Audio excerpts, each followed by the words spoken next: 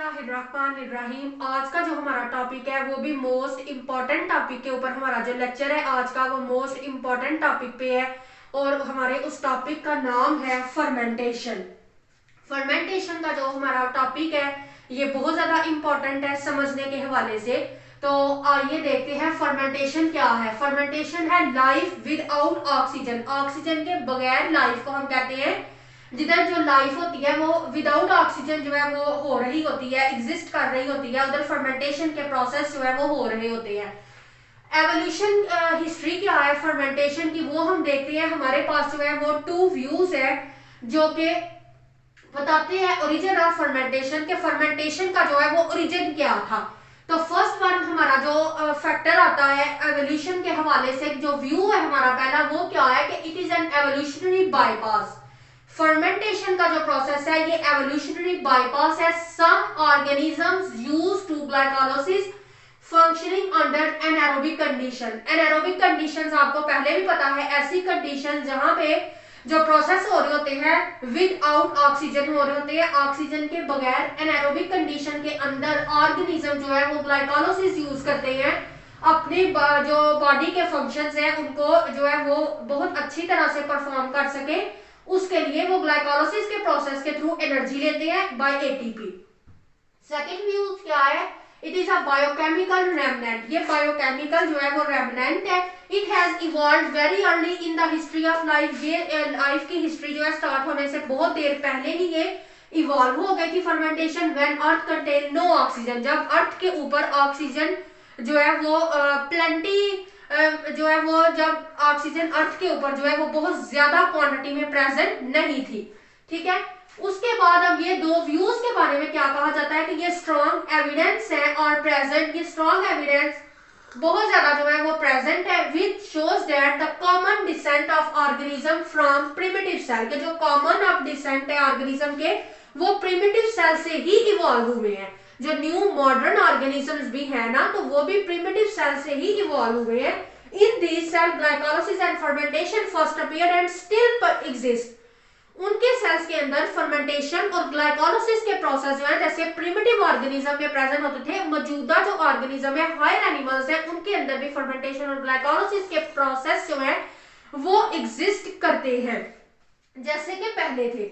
Glycolysis generate hydrogen atom. Glycolysis के process के दौरान हाइड्रोजन एटम जनरेट होते हैं। These atoms are denoted to organic molecule during fermentation. और जो ग्लाइकोलाइसिस जनरेट करते हैं हाइड्रोजन एटम्स वही हाइड्रोजन एटम्स जो है डिनोट कर दिए जाते हैं ऑर्गेनिक मॉलिक्यूल्स को ताकि वो फर्मेंटेशन के प्रोसेस में यूज हो सके। जैसे कि ये देखिए पायरोवेट। पायरोवेट ग्लाइकोलाइसिस का ही एंड प्रोडक्ट है जो कि हमने अपने प्रीवियस लेक्चर में इसको ईच स्टेप को हमने देखा कि पायरोवेट जो ग्लाइकोलाइसिस है उसकी एंड पे नेट प्रोडक्शन जो हमारे पास आती है वो क्या आती है, 2 पायरोवेट के molecule. Pyruvate 3 carbon compound molecule है हमारे पास। तो ग्लाइकोलाइसिस जो है उसका एंड प्रोडक्ट पायरोवेट है। पायरोवेट जो है उसके अंदर क्या है, NADH है।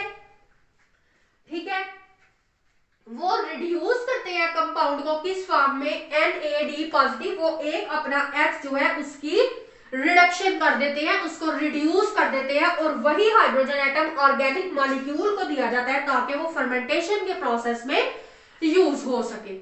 जी, तो फर्मेंटेशन के प्रोसेस में हमारे पास दो रिएक्शन जो है वो टेक प्लेस होते हैं। फर्स्ट वन हमारे पास होता है लैक्टिक एसिड फर्मेंटेशन, यानी कि लैक्टिक एसिड की जो है वो फॉर्मेशन होती है। तो हम देखते हैं लैक्टिक एसिड फर्मेंटेशन कैसे होती है।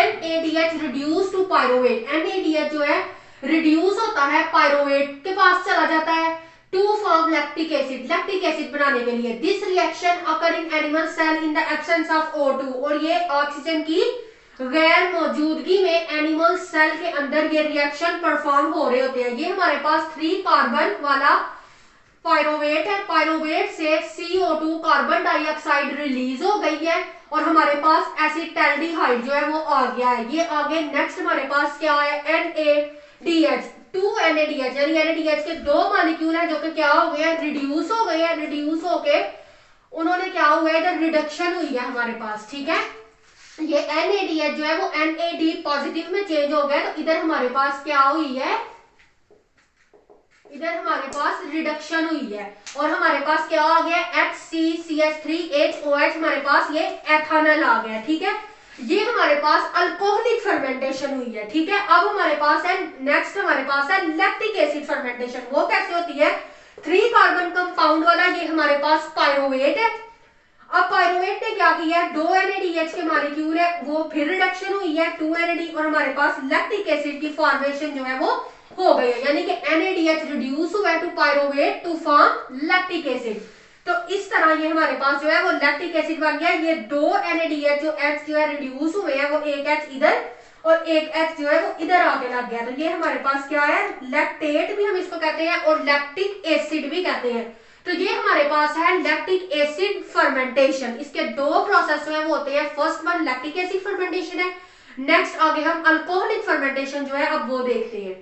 तो लैक्टिक एसिड फर्मेंटेशन के बाद जो है नेक्स्ट वो हमारा है अल्कोहलिक फर्मेंटेशन। अल्कोहलिक फर्मेंटेशन में क्या होता है, NADH reduce the pyruvate into alcohol.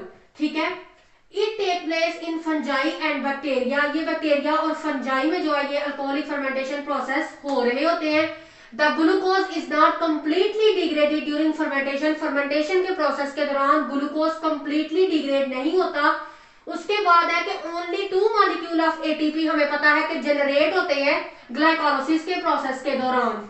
Fermentation is used only to regenerate NAD। और फर्मेंटेशन का प्रोसेस हम क्यों होता है, फर्मेंटेशन के प्रोसेस हम क्यों यूज करते हैं, रीजनरेट करवाने के लिए NAD को।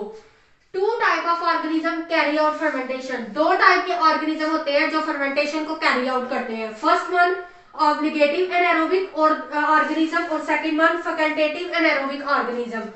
ऑब्लिगेटिव एनारोबिक ऑर्गेनिज्म कौन से होते हैं, ये organism include certain type of bacteria. इनमें बैक्टीरिया की जो है वो हमारे पास डिफरेंट टाइप्स की कुछ आ जाते हैं, डिफरेंट टाइप ऑफ बैक्टीरिया आ जाते हैं, उनकी टाइप्स आ जाती हैं। These organism survive only in complete absence of molecular O2। और ये ऑर्गेनिज्म जो कि बैक्टीरिया की टाइप्स होती हैं, ये ऑर्गेनिज्म जो है वो कंप्लीटली ऑक्सीजन के बगैर अपनी लाइफ जो है वो गुजार रहे होते हैं। ये ऑर्गेनिज्म सर्वाइव करते हैं only in complete absence of molecular oxygen. जहां पे इनकम्प्लीट मॉलिक्यूलर ऑक्सीजन होती है उधर ये सर्वाइव करते हैं। सेकंड वन हमारे पास जो ऑर्गेनिज्म की टाइप आती है वो हमारे पास है फैकल्टेटिव एनारोबिक।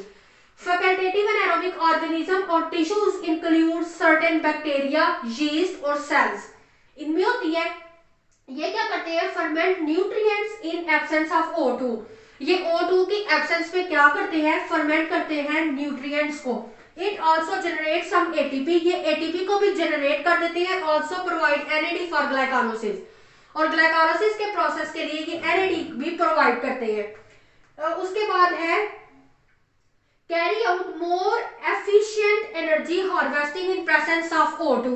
ये हमारे पास जो फैकल्टेटिव एनारोबिक ऑर्गेनिजम्स और टिश्यू है क्या करते हैं, और टिश्यूज आते हैं वो क्या करते हैं, carry out more efficient energy harvesting in the presence of O2। O2 की प्रेजेंस में ज्यादा एनर्जी जो है उसको हार्वेस्ट कर सकते हैं।